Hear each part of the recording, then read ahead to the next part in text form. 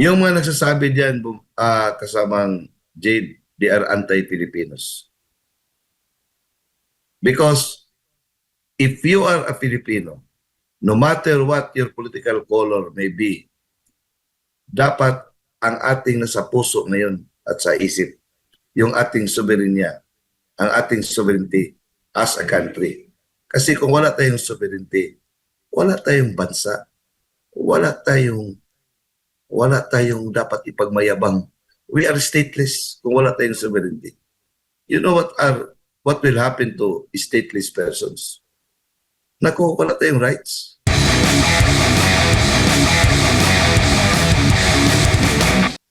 Ibig sabihin, attorney, ay hindi siya po pwedeng lumabas sa Senado dahil nasa ilalim nga siya ng proteksyon para hindi kung may tangkamang pag-aresto ay hindi ganon kaagad-agad at kumbaga kailangan niyang gamitin muna lahat ng legal remedies bago ipatupad yung arrest warrant laban sa kanya, isang foreign arrest warrant, attorney. Jade, under normal circumstances, Bato de la Rosa should be free. He should be like us. He should have freedom to move around. And he should have the protection of the Philippine government. But what is happening right now, it's the Philippine government which is doing the parang oppression at saka yung pag-deprive ng rights ni Senator Bato because politics is behind all of this. Ang masakit dahil ang politics has penetrated into our institutions, especially our law enforcement bodies. Naging weaponized na ito in order to serve the interest of some interest of the politicians, interest of the, especially the interest of the foreign powers. Yan ang masakit yan, kasamang Jade. At nakikita ho ba ninyo, attorney, na yung nangyaring tensyon kahapon dyan sa Senado ay makukonsidera mo nang nagkaroon na tayo ng constitutional crisis matapos nga nagbanggaan ang Senado, ang mga personal individual, Sergeant at Arms at itong mga law enforcement agencies sa pagsisilbi ng umano'y arrest warrant? Hindi lang crisis, Jade.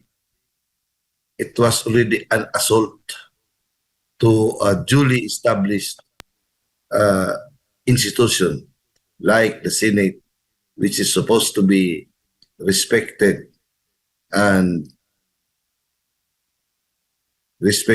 given dignity. Iyan ang masakit. It was no longer more than a constitutional crisis. It was already an assault to the independence of the Senate. Sa ngayon ba ay may obligasyon pa rin ba ang Pilipinas sa ICC, attorney, at kailangan tayong sumunod doon sa kanilang inilabas na arrest warrant laban sa isang opisyal ng gobyerno sa katauhan nga ni Senator Bato de la Rosa? Kasamang Jade, wala tayong obligation. If we have to uphold our sovereignty, wala tayong obligation sa ICC. First, we are no longer member of the ICC.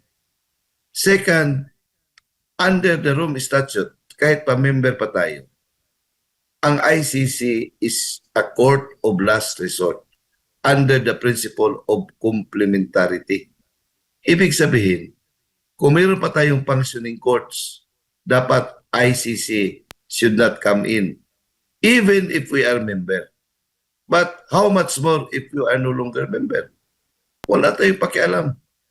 Ang nangyari kay former President Rodrigo Roa Duterte, hindi siya binibigyan ng pagkakataon to question the process applied to him because it was really a case of extraordinary rendition. It was the Philippine government who delivered our own former president to the ICC, which is an affront to our sovereignty. Let it be made as part of our dark chapter of our history as a country, but that should not happen again to Senator Bato de la Rosa and to other people who are supposed to be protected by our government.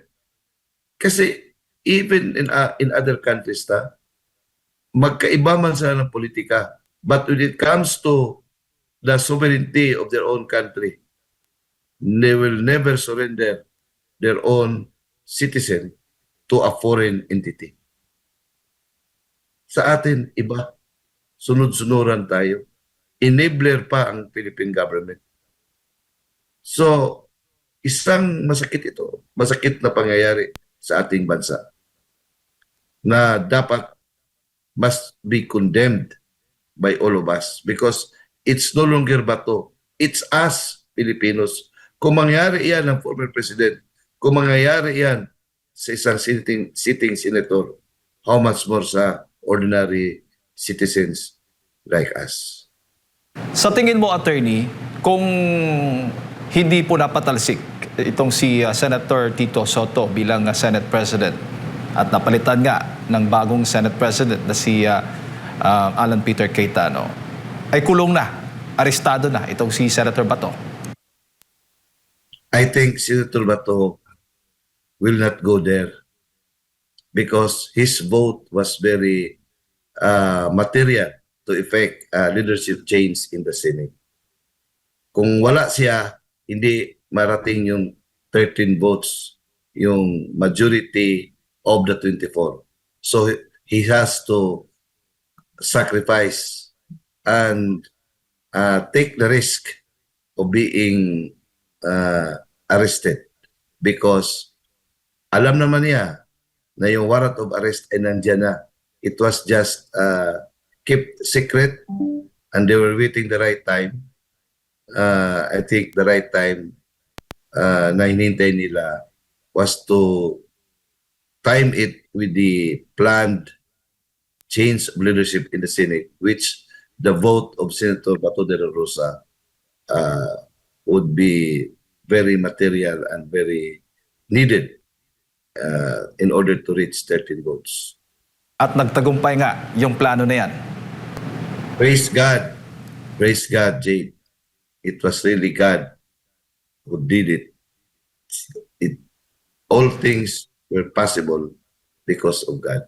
Attorney, makakasira ho ba sa imahe ng institusyon ng Senado yung patuloy nilang pagkakanlong o pagpoprotekta dito kay Senator Bato de la Rosa, considering kung pakikinggan mo yung kanilang mga kritiko, ang sinasabi dapat isuko na lang, isurrender na lang itong si Senator Bato de la Rosa sa ICC? Yung mga nagsasabi diyan, kasamang Jade, they are anti-Filipinos. Because if you are a Filipino, no matter what your political color may be, dapat ang ating nasa puso ngayon at sa isip, yung ating soberenya, ang ating sovereignty as a country. Kasi kung wala tayong sovereignty, wala tayong bansa, wala tayong dapat ipagmayabang. We are stateless kung wala tayong sovereignty. You know what will happen to stateless persons? Naku, wala tayong rights. Kaya yung statehood, it's being fought by blood, sweat, and tears. O nagkaroon tayo ng state. Nagkaroon tayo ng independence after being colonized by foreign powers. Dapat yan ay ating i-preserve. Dapat yan ang ating paglaban. Pero kung ang ugali natin ay parang colony pa rin tayo, so mabuti pa, babalik tayo sa dati. And we should stop claiming to be that the Philippines is a sovereign, democratic, and republican state. Wala yan kung i-surrender natin yung ating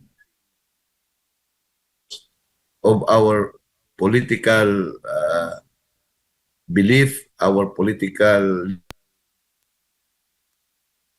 Dapat hindi ito about kalaban man natin or hindi.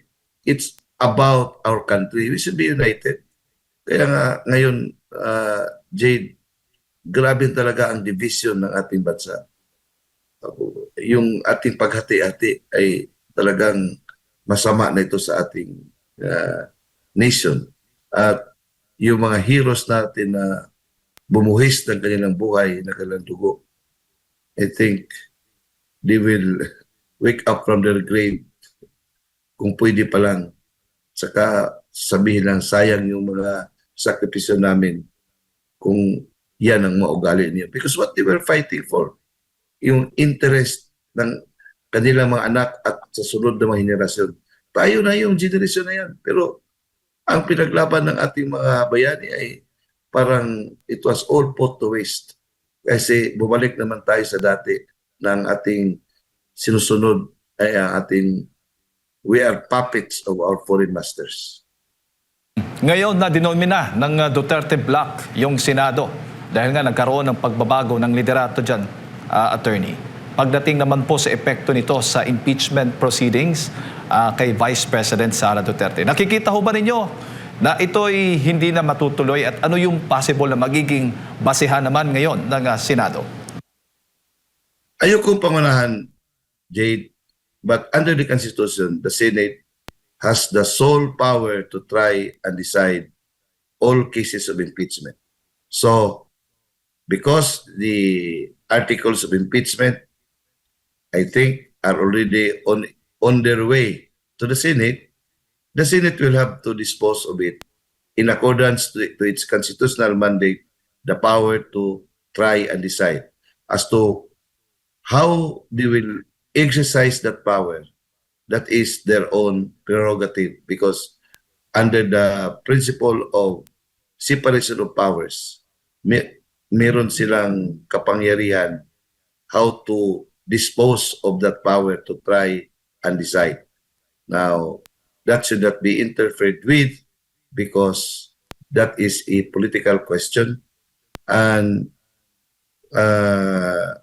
even makita natin kung ganyan lang kung yan ang basihan natin ngayon, yung 13 votes which now constitute 13 votes which now constitute the majority of the Senate. Possible ho ba yung mga issue ng mini-trial, issue ng pagpapalabas ng bank records ng Vice Presidente doon sa Kamara, sa pagdinig ng House Committee on Justice at yung issue ng yung iba't ibang mga issue na nakikita po na kinestyon po ninyo mismo ng mga abogado doon mismo sa ginagawang pagdinig ng House Committee on Justice. Maaari po ba yung gamitin ng mga senador o ilang senador para doon questionin naman sa kanilang pagko-convene bago magkaroon ng impeachment court para dito sa pagdinig ng impeachment cases o articles of impeachment ni Vice President Duterte?